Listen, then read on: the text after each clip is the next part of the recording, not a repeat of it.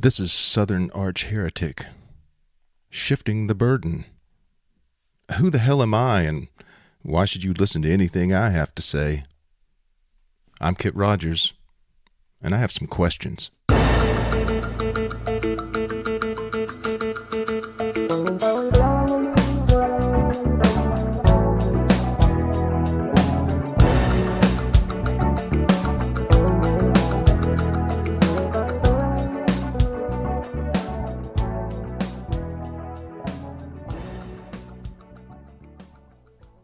Before I started whatever the hell this is, I asked myself this question.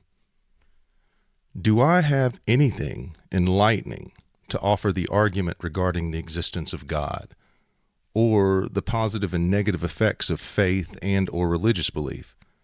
And why should anyone listen to anything I have to say anyway?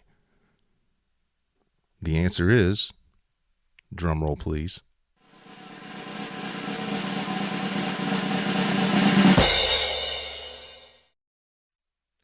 I don't know. I know I think about it an awful lot. I know I've spent much of my life pondering and attempting to answer, at least in my own mind, some of the most difficult questions. Meanwhile, I've devoted most of my professional life to the practice of persuading juries that certain facts exist or don't exist, or that certain conclusions are valid or invalid. The arguments I make at trial are shaped in part by the arena in which they're made, one controlled by rules and prescribed procedure, the criminal trial court. Through the careful questioning or cross-examination of witnesses, the prosecutors strive to develop their argument, and defense attorneys carefully try to dismantle it and or develop their specific defense. As a defense attorney, if I can make it through the proof and have a viable argument, I feel like I have a chance. I got a chance to convince the jury that they must find for the defense. Maybe I'm an eternal optimist, or maybe my arguably inflated ego allows me to believe that when it comes to the ultimate direction of another human's life, including their freedom and sometimes existence, I mean, some states and the federal government on occasion are more than happy to kill a son of a bitch or two. Having one last opportunity to try and make sense of it or convince a jury to consider my argument is worth my greatest effort, and I have to believe it makes a difference. My final argument is designed to aid the jury in their understanding of the evidence presented and to persuade them that the evidence and or lack of evidence presented supports my position. Because of this, I hope to bring a compelling perspective to the God discussion. I've been an attorney practicing criminal law for almost 20 years, mostly as a defense attorney, but several years as a prosecutor as well. My practice for the last decade or so has consisted only of defending death penalty cases, other first-degree murder cases, and federal criminal cases. As a state prosecutor in the early 2010s, I worked in the child abuse unit and prosecuted mostly sex crimes against children, as well as several first-degree murders involving child victims. I think my exposure to this level of depravity, violence, and death on a continuous basis, and the somewhat unique opportunity to spend time individually with victims and perpetrators, charged persons that I truly believe to be innocent, as well as individuals accused of serious crimes based on what some juries have determined to be insufficient evidence, perhaps gives me, if not unique perspective, hopefully at least interesting perspective. Since I've mostly tried homicide cases in recent years, when I refer to defenses or courtroom situations or anything law-related, unless otherwise stated, I'm most likely comparing to or referencing a homicide case. I also mostly use the pronoun he when referring to defendants. I find it to be most accurate, as a solid majority of my clients and the defendants I prosecuted for child abuse have been men. I'm not certain of my total number of jury trials or the total number of juries that I've played some part in selecting, but it's well more than 50.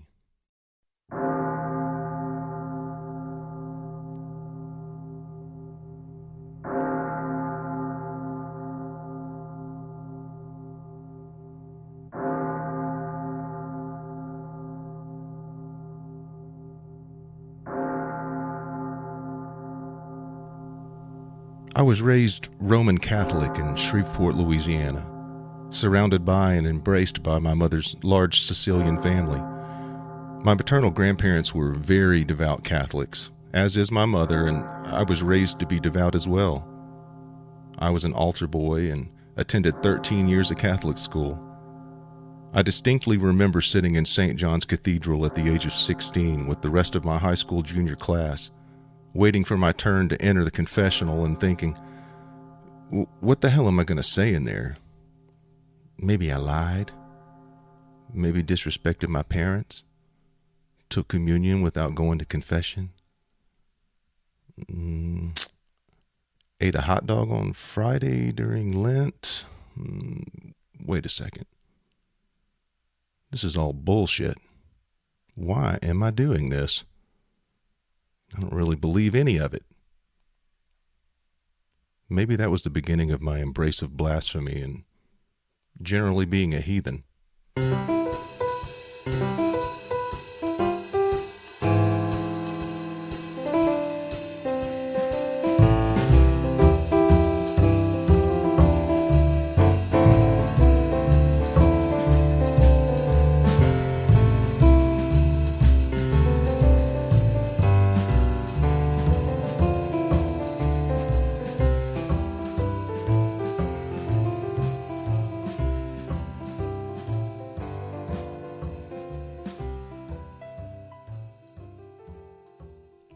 My father's family lived in rural Alabama.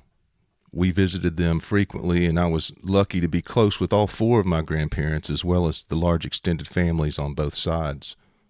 My parents remained married to this day. My paternal great-grandfather, grandfather, and uncle were all Southern Baptist preachers. My paternal great-grandfather was the founding pastor of a small Baptist church in rural Alabama where both my grandfather and uncle eventually pastored as well. Although my mother's and father's families were very devout Christians, what would now most assuredly be referred to as evangelical, I distinctly remember their different denominations being a point of contention. Both families viewed the other's beliefs as foreign, but only as they related to religion, which of course was seemingly all-consuming. As far as family dynamics, general philosophies of life, the importance of family, general decency, etc., they were exactly the same. Same God, same book, different edition, of course. Same Savior, basically same beliefs regarding the afterlife, but still foreign because of an even more acute subsection of faith that reveals itself in the form of Christian denominationalism. It happens in all religions, but I'm most familiar with American Christian denominationalism.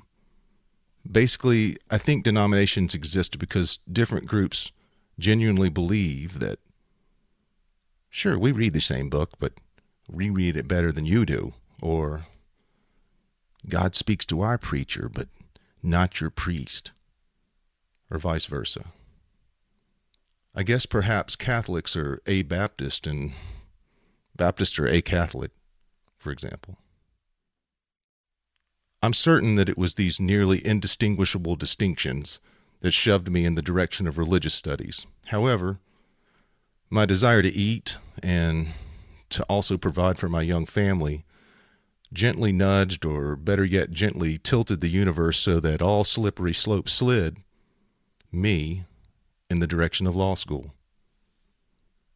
Prior to returning to school, I really enjoyed the life of a college dropout for 8 years, during which I pursued a career as a touring singer-songwriter and recording artist.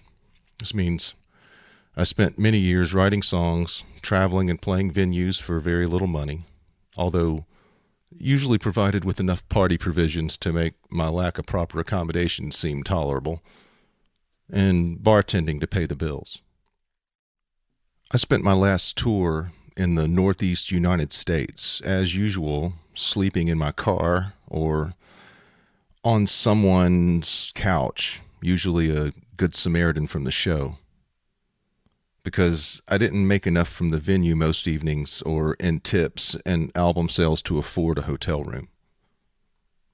My wife was pregnant with our first child, and I found it extremely difficult being away from her for extended periods, especially since there were some complications with the pregnancy. When my oldest son was born, I decided to return to school and finish my undergraduate degree. I eventually graduated summa cum laude from the University of Tennessee with a Bachelor of Arts in Religious Studies, and went on to graduate with a Doctor of Jurisprudence from the University of Tennessee College of Law. I give this background for reference because to understand the lens through which I approach the questions of religion and the existence of God, it's important to know what experience I bring to the table. I'm a believer in the scientific method and the scientific approach to understanding our universe, but I am not a scientist. My undergraduate degree is a humanities degree in religious studies. My study included the major religions and philosophies around the world, as well as cults and modern religions, and so I was exposed to the origins and the anthropology of religions from different regions and cultures, as well as other philosophies and practices. I was already a non-believer regarding a creator or any other residual faith-based fact, but drawn to the study of religion and culture as a means to help understand the world around me and the people in it. This education was enlightening as to the cultural origins of the many religions in their different forms and the literature and traditions that these belief systems were and are based upon. I've continued my study of religion and philosophy independently since that time. I find it interesting that we don't call Christians a Muslim or a Hindu, etc., or Muslims a Christian or a Jewish. We don't actually refer to Baptists as a Catholics or Catholics as a Baptist, as suggested earlier. I should also point out that when typing the names of religions into a computer program, the autocorrect capitalizes them, but not atheism. Just a reminder that atheism is not viewed equally as the name of a religion in our usual language. It's generally not considered a proper noun, but for some reason it's treated, although incomparable, as if it is the same when it comes to this philosophical validity argument. Although I think that the term atheist is superfluous and unneeded, pursuant to current understanding and the accepted definition of the word, I suppose an atheist is what I am. It's such a volatile term somehow, especially in my neck of the woods, for a word that could be reduced to a prefix, non or un perhaps. Unbeliever, unreligious, non-believer, non-religious. The real issue is that the default is theist, so there must be a prefix a. As long as the philosophical default in the world is God exists, I suppose the term atheist is apt. And maybe that's the problem I find myself confronting. I've spent most of my career challenging the state and federal government by way of making them prove the allegations they put forward beyond a reasonable doubt to a jury of citizens. As a criminal defense attorney, I depend greatly upon the fact that pursuant to the secular criminal law and the rules in the United States, my clients and therefore I do not have to prove anything. My job is to challenge the allegations of those who claim to know the truth about what happened beyond a reasonable doubt. They have the burden of proving the veracity of their alleged truth using reliable evidence. It seems that in the argument regarding the existence of God, the burden is reversed. For example, there are those who claim to, absolutely and without question, know the truth of our universe and existence due to the revealed secrets in a Bronze or Iron Age holy book, or because of a special relationship with a particular deity who reveals these pearls of wisdom personally to them due to their individual faith. Arguably, that last statement could apply to most that consider themselves religious or people of faith. My position is that the burden of proving that an all-powerful, invisible overlord exists should outweigh the burden of proving that he doesn't. Because religion is so ingrained in our culture, these people of faith who are confident in their knowledge of the truth regarding the universe and humanity seemingly expect individuals that challenge those faith-based allegations, by requiring evidence, to prove them wrong. Seems like unreasonable burden shifting to me.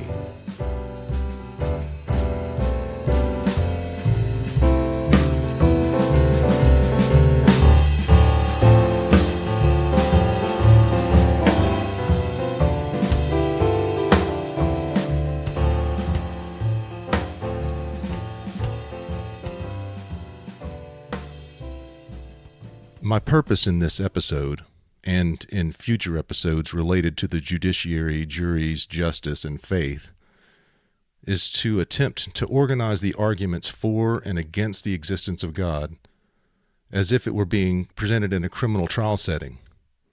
In this setting, the standard of proof is beyond a reasonable doubt, and the prosecutors with the burden of proof are the parties who claim to know the truth, the believers. The defendants, the parties with no burden to prove the negative, but only the objective of challenging the prosecutor's proof, are the non-believers.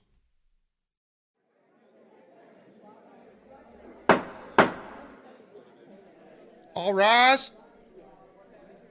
Hear ye, hear ye. This honorable court comes to order. The Honorable Judge Ethical Referee presiding. Please be seated. Please call the next case. Yes, Your Honor. Believers in the existence of God versus non-believers. Come to order. This is how it starts. When determining the format of whatever this episode is, I was tempted to organize it like an actual criminal trial with questions and dialogue. In effect, creating a fictional transcript and reenactment. At least I would have had something to refer to when trying to create testimony, old trial transcripts. But that felt disingenuous, and I feared that it would come across as a cheesy, contrived courtroom screenplay or horrible voice acting like you just heard. By the way, if you've never read an actual trial transcript or watched an actual criminal trial, it may be worth your while to do so. Television and movie drama doesn't do it justice. I find real trial transcripts and actual criminal trial footage to be much more interesting and enlightening. You'll usually discover both sides zealously representing their positions, and in most cases, particularly those dealing with the most serious crimes, the repercussions are grave for the defendant. I don't use that word lightly. And to be fair, they're also significant for the alleged victim and the family and friends of the alleged victim, or victims of the alleged crime. Also, and importantly, it's live, baby, and unrehearsed. To me, a criminal jury trial is as close to being a word-based sport as it is a debate. There are strategies that are considered all the way down to purposeful movement and the words and tone chosen by the attorneys. But the talent comes in the ability to react to the unexpected and unplanned. I think that for many jurors, we in the courtroom are just characters in a slow-moving and boring show that they have no choice but to watch for several days or weeks. Part of being properly persuasive is performance. And this performance is mostly improvisation based upon accelerated, concentrated, and time-consuming study of the material. With experts, lay witnesses, emotional breaks that happen in adversarial settings, and the questions and arguments that must be made on the fly by the attorneys, you just never know what's going to come out of someone's mouth, including your own. The earlier simulated court announcement and case title sounds more suitable for a civil case than a criminal case in the United States, in that the case name is not the United States versus defendant or the state versus the defendant. However, my intention is to hold the believers to the higher standard of proof required in a criminal matter, For instance, in a civil case, the burden of proof may only be a preponderance of the evidence. Both sides start at even, and if the plaintiffs, that's the term used in civil law instead of prosecutor, if they prove more likely than not the defendant is at fault, the jury can find for the plaintiff. However, the liability will be determined based upon how at fault the jury finds the defendant, so the remedy may be minimal. This is not how criminal law works. If a person is charged with a crime, violation of a federal or state criminal statute, in our secular criminal system, it is only an allegation, and he or she is presumed innocent. It's incumbent upon the U.S. government or state prosecutor that has charged said crime to prove each and every element of the alleged crime to a jury of ordinary citizens beyond a reasonable doubt.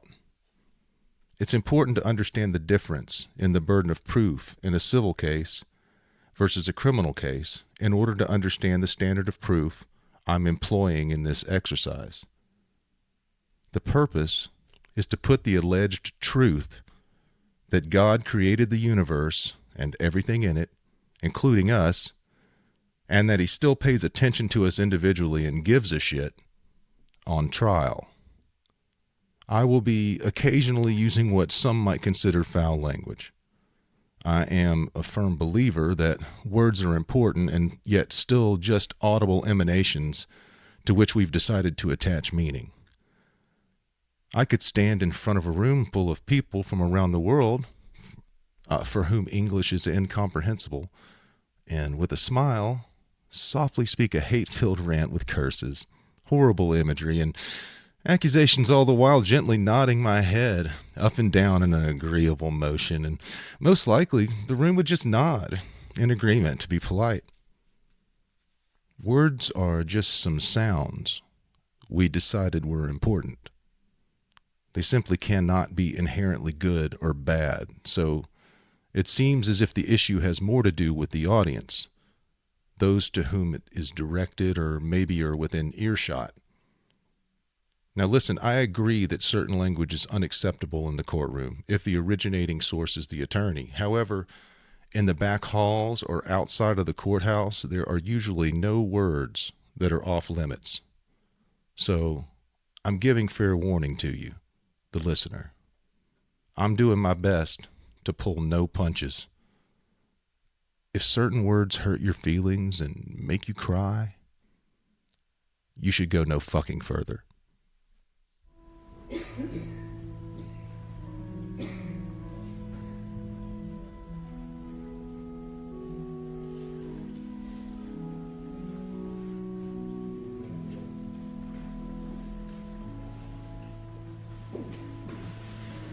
I want to address the theist's God, although some of what is addressed will also apply to a deist's God. I want to challenge the God that I grew up with, the one to whom I could pray with the hope of results, the omnipotent and omniscient.